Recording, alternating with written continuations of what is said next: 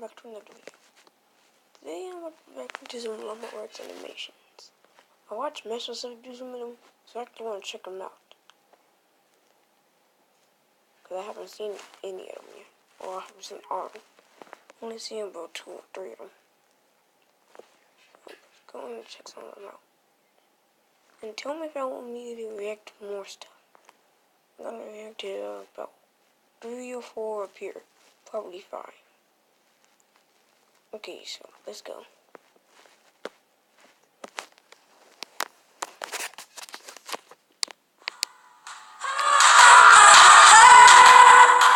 It's loud. There we go. Still going to use Snapchat story. And I'm actually not going to put them warning them.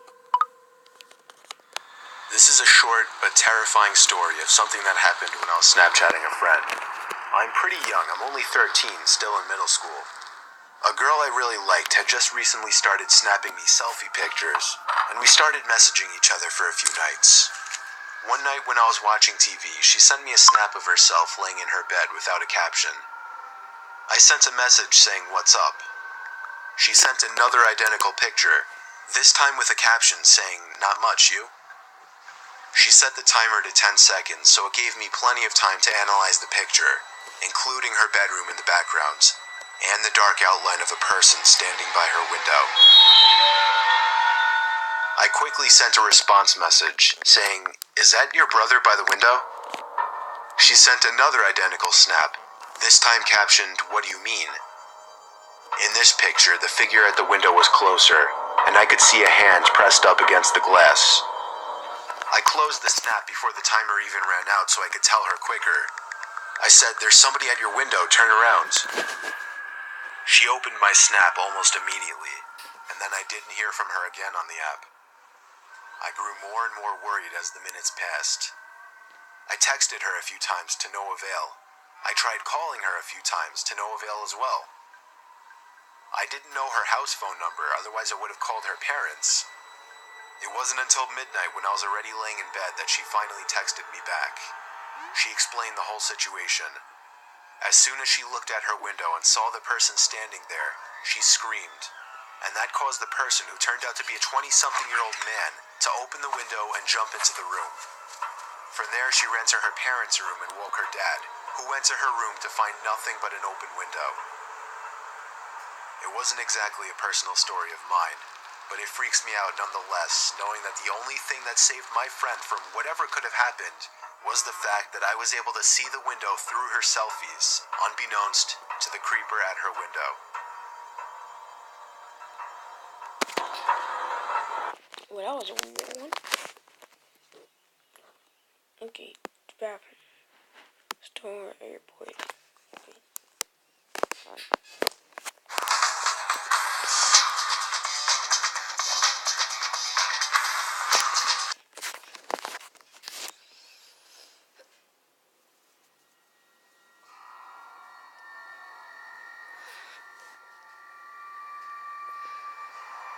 So this happened a few months ago. I'm 26. I was at JFK Airport in New York with 5 friends. All of us were about to fly down to Florida to spend the week in a beach house. We had a few more minutes to kill in the airport before we would board our flight, and I really had to go to the bathroom all of a sudden. I was baffled to see a line out the door for the bathroom. I noticed a janitor walking by, so I asked her if there was another bathroom nearby that wouldn't be so crowded. She laughed and told me she shouldn't really be telling people, but there was another bathroom past the door she was pointing at, down a narrow flight of stairs and to the left. I thanked her because she was extremely nice and followed the direction she gave me. Sure enough, behind that door that no one would think to open was a small stairway that led down to a really poorly lit, skinny hallway. It was so narrow that if 2 people were to pass by each other, one person would have to stand against the wall to make room. I found the bathroom right away. The door was extremely heavy and hard to push. Also, the lights were on inside of the bathroom, and it was filthy in there. It was evident that nobody ever really came in there to clean. Now, this is a little embarrassing to mention, but when I go to the bathroom in public places, I always try to make sure nobody else is around to possibly hear me going. So after checking the stall to see that it was unoccupied, I went back into the hallway for a second to take a look down both directions. To the left, there was somebody standing at the end of the hall, in a dark, unlit section of the hallway. It was a disturbing sight to say the least. All I could do was awkwardly pull my head back into the bathroom and try to pretend we didn't see each other. I went into the stall and just stood there biting my fingers for a minute, dreading the thought of that door opening. And of course, it did. I saw the man's black shoes under the stall door as he walked to the stall next to mine. He shut the door, and then there was silence. No sound of the man unzipping his fly or sitting down, nothing. I realized I didn't really have to go anymore, and went to unlock the stall door. That's when I looked up and saw the man's head peering over the stall, looking at me. I nearly had a heart attack as my screams bounced off the walls of the tiny bathroom. I ran back up those damn steps and out that door, and then casually walked back over to my friends. I was breathing heavily, but nobody seemed to notice. I didn't tell anyone just because it was embarrassing, and I didn't want my friends to make fun of me in any way. I know, I guess that seems stupid now. We went on to have our Florida vacation and all had a good time. Of course, the thought of that creepy man haunted me every night that week.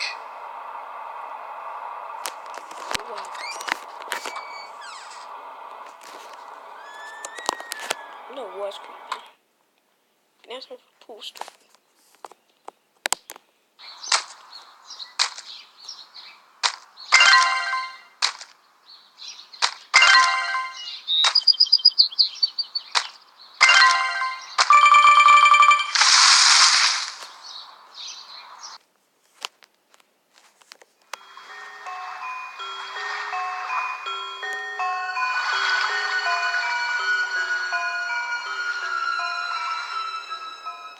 It was approaching the end of summer, and my friends and I wanted to do some cool, mischievous things before going back to school.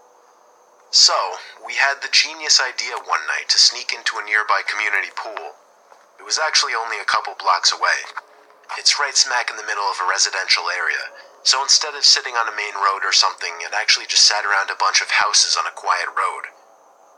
During a hot day, the little parking lot would be full and the spot would be bustling. But at 1 in the morning, the place was of course dead. There's obviously a big fence surrounding the whole front entrance, as well as a cage that gets closed up when the place closes. So our best way was to get in through the side. We snuck into the backyard of a neighboring house and hopped the fence over to the pool. It was as easy as that. The four of us took off our shirts and jumped into the pool, which in retrospect wasn't smart, since any of the neighbors could have heard the splashes and just called the police. But we were dumb high schoolers. It was very, very dark within that whole enclosing. This pool had no lights, which is why it closed at sunset. James, Courtney, and Alyssa were on the other side of the pool, as I was just kind of doing my own thing at first, swimming around and getting my face wet. I saw Alyssa get out of the pool shortly after and run away.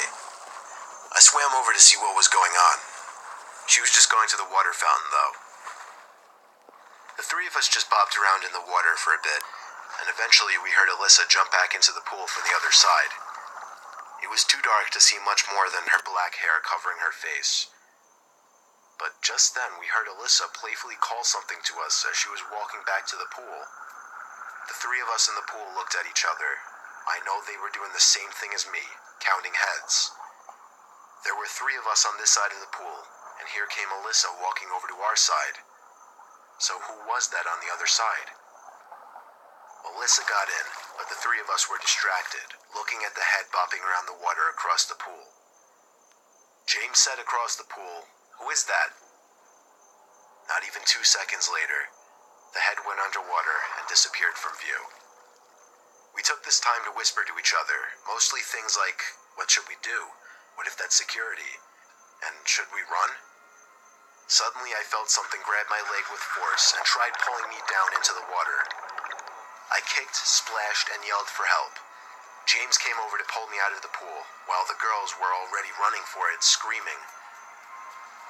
It wasn't until I got to the stairs of the pool that the grip on my leg was released and I was free. We hopped the same fence we climbed over to get in and ran all the way back to Alyssa's house. I was convinced that whoever that was a security guard.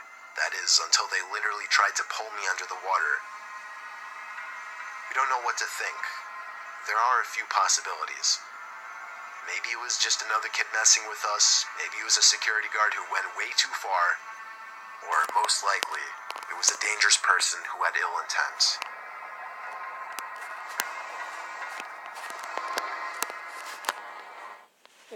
Wow. So this is the one. So School of Done Story 2. School of Done Story 2 is the one I've seen missing so far. Start if you want to watch it too and see my reactions. And I want to see my reaction to it.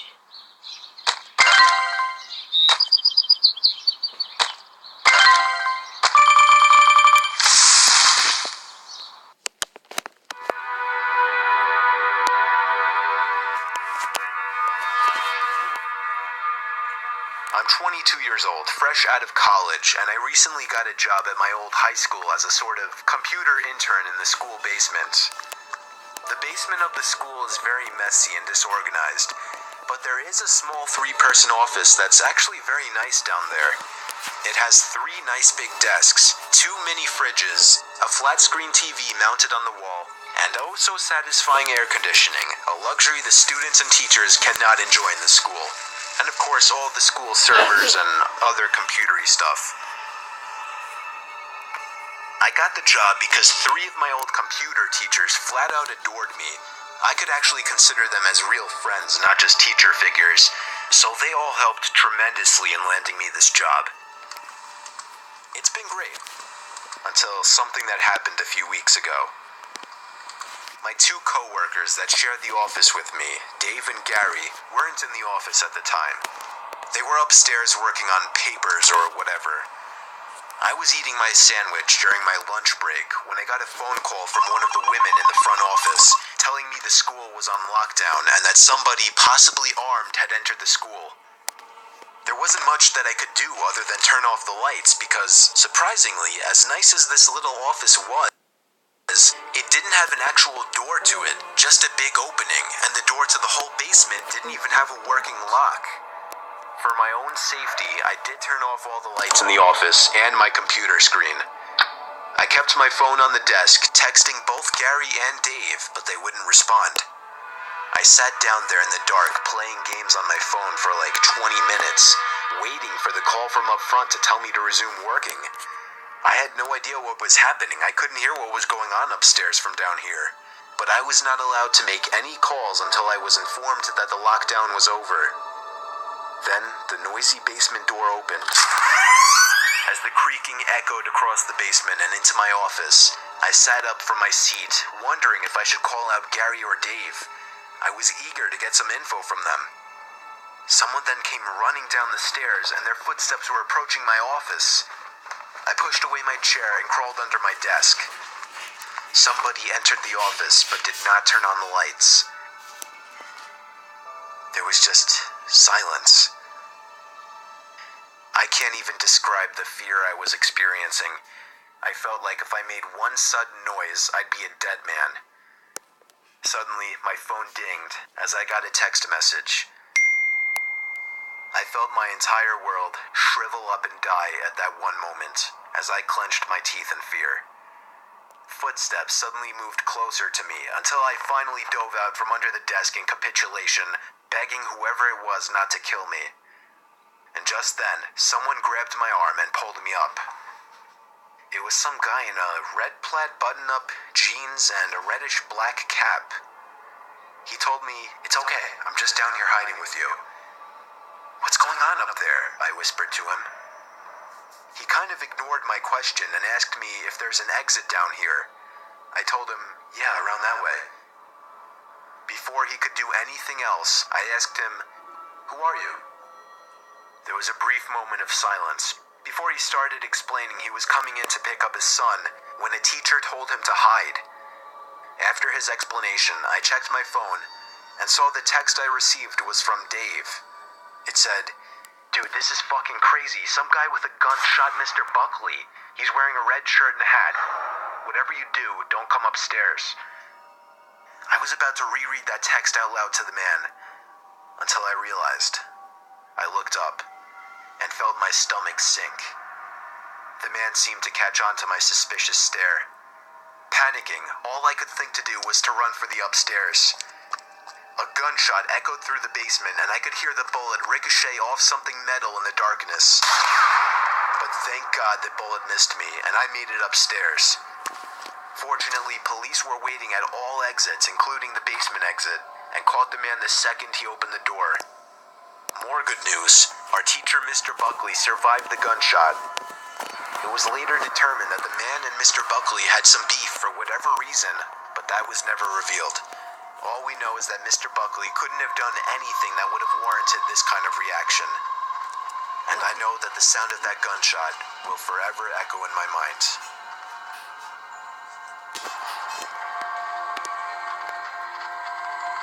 Oh.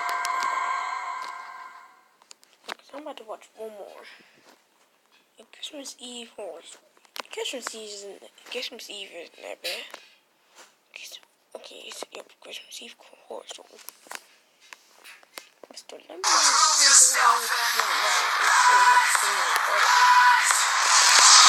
have to tell him.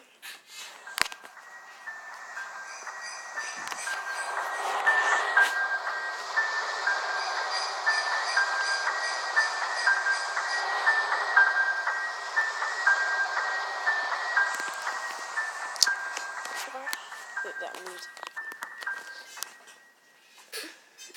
Last year on Christmas Eve, I was working late. I'm 23.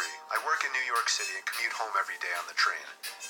Since I'm one of the younger ones in the office, I got stuck with one of the worst shifts, so I wasn't able to get home until 5 o'clock. My family had already left a whole hour earlier to go to my cousin's house, so I had to drive alone. After having a quick snack before the half-hour drive, I got back in my car and put my cousin's address into my phone. Halfway through the drive, it started snowing. I got to my cousin's house around 6 o'clock. It was snowing heavily by this point, and I just made it in time to catch everyone starting dinner. I brought all of my gifts inside and cheerfully said hey to everyone. I stayed until around 11 o'clock. The rest of my family left a little sooner. I stayed an extra half hour or so just to hang out before leaving myself. By the time I was leaving, the ground had accumulated at least 2 feet of snow, and it wasn't even done snowing. The drive home was nightmarish. The roads were hardly even plowed, and I had to drive under 20 miles per hour on most roads. The roads were completely dead at this point, though, most likely because everyone was smart enough to go home before the snow accumulated. Eventually, I turned onto a main road that I'm sure would usually be bustling, but at 11:15 on Christmas Eve night, there wasn't a single car or a single light from the store. It was a ghost town. But then I did notice the flashing taillights of one car. It was parked on the side of the road, and the smoke seeping out from its exhaust with the taillights giving it a red tint. As I got closer, I realized there was somebody next to the car waving their hand in the air. I assumed something was wrong and they needed help. So, me being the good Samaritan I am, I pulled up behind the car. When I opened my door, the guy approached me immediately, barely even giving me time to step out. He was an average-sized man, probably 5'10", 180 pounds. He spoke in a very demanding voice, asking me if I know anything about fixing an engine.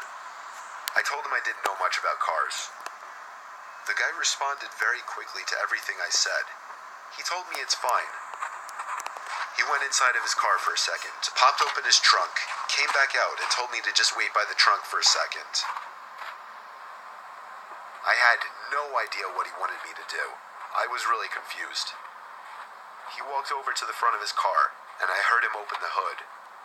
I couldn't see anything he was doing since the trunk was blocking my view, and the loud wind of the snowstorm overpowered any small noises he might have been making. I put my hand on the back of the car and leaned my body in anticipation, when suddenly I heard 3 or 4 quick and aggressive footsteps in the snow behind me before I was pushed into the trunk. The man tried to close the trunk on me, but I kicked my feet up in resistance and held it up. I was able to overpower him and kick the trunk open completely.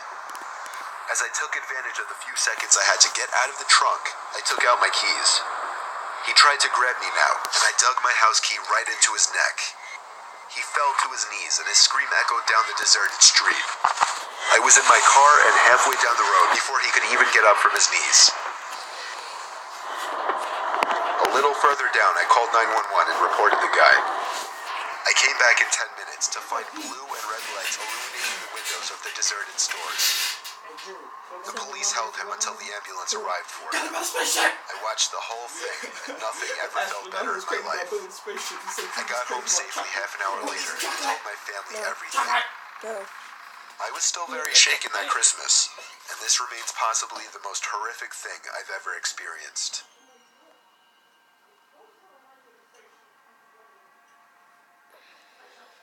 Okay, so we're gonna end the video here. Those are actually some kind of scary. Okay, so 20 minutes.